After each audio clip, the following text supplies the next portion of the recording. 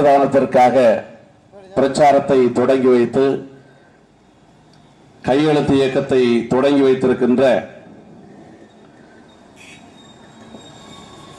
மாநில மனித உரிமை அமைப்பினுடைய செயற்குழு உறுப்பினர் திருமிகு சத்யதாஸ் அவர்களே, இந்த பட்டியலில் இடப்பட்டவர்களுடைய பெயர்களில் விடப்பட்டவர்கள் என்கிற வரிசையில் இல்லாமல் அழைப்பிற்கேற்ப வருகை தந்து இந்த விழாவிற்கு அணி சேர்த்து அழகிய உரை நல்கி தன்னுடைய பணியின் காரணமாக விடைபெற்று சென்றிருக்கின்ற கன்னியாகுமரி நாடாளுமன்ற உறுப்பினர் மாண்புமிகு ஹெலன் டேவிட்சன் அவர்களே, இந்த நிகழ்வுக்கு வரவேற்புரை வழங்கி இந்த இயக்கத்தை தன்னுடைய வழிகாட்டுதலில் நடத்தி கொண்டிருக்கின்ற இயக்கத்தினுடைய சட்ட ஆலோசகர் அன்பு சகோதரர் சிபி சந்திரசேகர் அவர்களே, இந்த நிகழ்விலே கலந்து கொண்டு தன்னுடைய கருத்துக்களால் இரத்த தானத்திற்கு உரம் சேர்க்க வந்திருக்கின்ற மதிப்புக்குரிய எழுத்தாளர்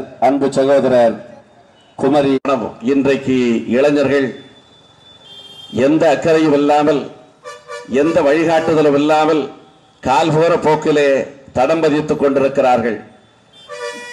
ஏன் இந்த கொலைவரி என்று தங்கள் சட்டைகளிலே எழுதி காட்டிவிட்டு தாழ்ந்து போன சமுதாயத்தை அவர்கள் வெளிப்படுத்திக் கொண்டிருக்கிறார்கள்.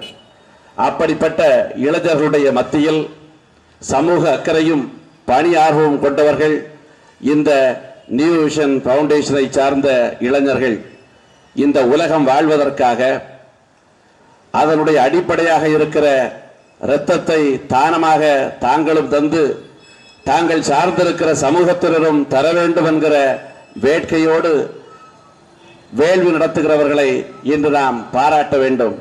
இது வேர்களுக்கு எடுக்கிற விழா. ஆகவேதான் கூட்டம் குறைவாக இருக்கிறது. ஒரு நடிகை வந்தாலோ இல்லை குணமளிக்கிறவர்கள் கூட்டம் நடத்தினாலோ கும்பல் சேருகிறது. அரசியல்வாதிகள் வந்தால் வாடகை மனிதர்கள் வரிசையிலே வந்து நிற்கிறார்கள். ஆனால் இது வேர்களுக்கு நடத்துகிற விழா என்றால் வெளிப்படாமலே இருக்கிறது.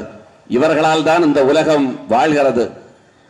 ஆகவே எது நிஜம் எது போலி என்பதை வகைபிரித்து காட்ட முடியாமல் வாழ்க்கை நடப்பதனால்தான் இது போன்ற மனிதநேயமிக்க செயல்பாடுகளுக்கு மக்களுடைய ஆதரவு அதிகமாக இருப்பதில்லை.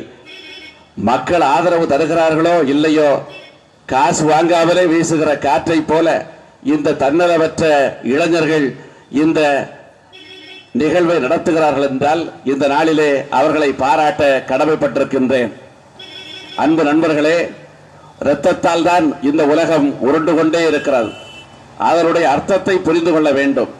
விஞ்ஞானம் விரிந்திருக்கிற இந்த காலத்தில் மூடத்தனமும் முட்டாள்தனமும் இன்றைக்கு முகாமிட்டிருக்கிற காலத்தில் இரத்தம் கொடுத்தால் உடல் நலம் கெட்டுவிடும் என்று இன்றைக்கும் பேசுகிறவர்களும் சிந்திக்கிறவர்களும் இருக்கிறார்கள். பாமர மக்கள் இப்படி சிந்திக்கிறார்கள் என்றால் அதை பொறுத்துக் கொள்ளலாம்.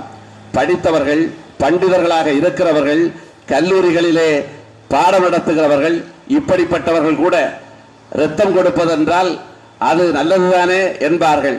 தங்களிடமிருந்து என்றால் ஐயோ எனக்கு உடல் பொறுத்து கொள்ளாது என்று ஒதுக்கிக் கொள்வார்கள். அவர்களெல்லாம் இன்றைக்கு ஒன்றை அறிந்து கொள்ள வேண்டும். கொசுக்கள் கூட நம்முடைய உடலில் இருந்து தினமும் இரத்தத்தை குடித்துக் கொண்டே போகிறது. நீங்கள் விரும்பினாலும் விரும்பாவிட்டாலும் இந்த நாட்டில் தேசிய பறவையாக இருக்கிற கொசு நம்முடைய உடலிலே துளையிட்டு அது வேண்டிய அளவிற்கு குடித்து விடுகிறது. பாழாய் போன கொசு உலகத்திலே நம் உதரத்தை கொடிக்கிற பொழுது நம்முடைய உதரம் இந்த உலகத்திற்கு பயன்பட வேண்டாமா? இறைகின்ற தந்தைக்கும் தாய்க்கும் மக்கள் தரைகின்ற தமிழ்நாடு தரக்கும் என்னால் திரையளவு நிலவேனும் கிடைக்குமெனில் நான் செத்தொழியும் நாள் எனக்கு திருநாள் என்றார் புரட்சி கவிஞர் பாரதிதாசன். செத்தொழிகிற நாள் திருநாள் என்றார். காரணம், நம்முடைய மறைவால் உலகம் வாழ்வு பெற வேண்டும். இன்றைக்கு நாம் மறைய வேண்டாம். நம்முடைய உடலிலே உபரியாக இருக்கிற உதரம் அது தானமாக வழங்கப்பட்டால் எத்தனை பேருடைய வாழ்க்கை வளம் பெறும். அப்படிப்பட்ட விழிப்புணர்வை நாம் புரிந்து கொள்ள வேண்டும். சராசரி மனிதர் 3 மாதங்களுக்கு ஒருமுறை ஆண்கள் என்றால், பெண்கள் என்றால் 4 மாதத்திற்கு ஒருமுறை உதரத்தை தானமாக தரலாம்.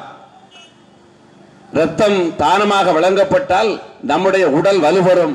இதை விஞ்ஞானம் ஒத்துக்கொள்கிறது. மருத்துவர்கள் அதற்கு சான்றுரைக்கிறார்கள்.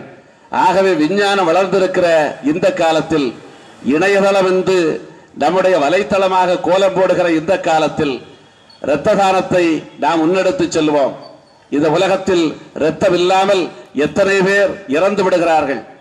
எந்த பாதுகாப்பும் இல்லாத, சாலை வசதிகளும் சரியாக இல்லாத இந்த நாட்டில் தினம் தினம் நம் கண்முன்னே எத்தனை பேர் குருதி வெள்ளம் கொப்பளிக்க மரித்து போகிறார்கள், மரணித்து போகிறார்கள். இந்த மானுடர்களை எல்லாம் காப்பாற்றுவதற்கு இரத்தத்தை மாற்றாக வாங்க முடியாது. பணத்தை கொடுத்து எல்லாம் வாங்கலாம், இரத்தத்தை வாங்க முடியாது. ஆகவேதான் இந்த இரத்தத்தை தானமாக செய்வதற்கு இளைஞர்கள் முன்வர வேண்டும். முன்வருவதற்கு முன்னால் அவர்களுக்கு விழிப்புணர்வு தேவை. இரத்தம் கொடுப்பதால் உடல் வலுவருவே தவிர ஒரு நாளும் அது வலு இழந்து விடாது என்பதை இளைஞர்கள் புரிந்து கொள்ள வேண்டும். இளைஞர்கள் சினிமா மோகத்திற்கும், அரசியல் மோகத்திற்கும், மதம் ஆச்சாரியங்களுக்கும் அடிபட்டு கிடக்கிற நிலை மாறி மனிதர்களை காப்பாற்றுவதற்கு மனிதநேயமிக்கவர்களாக புறப்பட வேண்டும். அந்த நிலைகளை உருவாக்கி காட்ட வேண்டும். ஜூன் 14 என்றால் இளைஞர்களுக்கு இரத்தம் ஈகையாளர் தினம் என்று தெரிய வேண்டும். இன்றைக்கு பிப்ரவரி 14 என்றால் பச்சிளம் குழந்தைகளும் பட்டென்று சொல்லுகிறார்கள். அவர்களுக்கு எல்லாம் தெரிகிறது. ஆனால் ஜூன் 14 பிப்ரவரி 14 விட நிறைவிலே நிறுத்த வேண்டும். அப்படிப்பட்ட ஒரு நிலையை நாம் உருவாக்க வேண்டும். இந்த உலகத்தில் இனிமேல் இரத்தமில்லாமல் மனிதர்கள் உயிரிழந்தார்கள் என்கிற அவல நிலை மாற வேண்டும். அந்த நிலையை உருவாக்குவதற்கு நீங்கள் முன்வர வேண்டும் என்று கேட்டுக்கொள்வதோடு, இரத்தம் கொடுப்பதனால் இந்த உலகத்தில் மனிதர்களுக்கு எந்த கேடு வருவதில்லை. இதுவரையிலும் ஏறக்குறைய 20 முறை கடந்த 20 ஆண்டுகளாக இரத்தம் கொடுக்கிறவன் என்கிற முறையிலே சொல்கிறேன். என்னுடைய உறவிலே எந்த வலுக்குறைவும் ஏற்பட்டதில்லை. ஆகவே இரத்த தானம் செய்வோம், இரத்த தானம் செய்பவர்களை மதிப்போம். இந்த நேரத்தில் ஒரு கோரிக்கையை வைக்கிறேன். அரசாங்கத்தில் விளையாடுகிறவர்களுக்கெல்லாம் பட்டம் தருகிறார்கள், பாராளுமன்ற உறுப்பினர் பதவி கூட தருகிறார்கள். ஆனால் இரத்த தானம் செய்கிறவர்களை இந்த அரசு கண்டுகொள்ளவில்லை. இரத்த தானம் செய்கிறவர்களை இந்த சமூகம் மதிக்கவில்லை. எதற்கெல்லாமோ கேடயம் வழங்குகிறார்கள், எதற்கெல்லாமோ கௌரவம் வழங்குகிறார்கள். ஆனால் நம்முடைய நாட்டில் ஒரு அமைப்பை உருவாக்க வேண்டும். இத்தனை முறை இரத்த தானம் செய்கிறவனை அடையாளம் கண்டு அங்கீகாரம் தந்து அவனுக்கு வேலை வாய்ப்பில் முன்னுரிமை தந்து சமூகத்திலே அந்தஸ்தை தந்தால் இந்த விழிப்புணர்வு இன்னும் பெருகும்.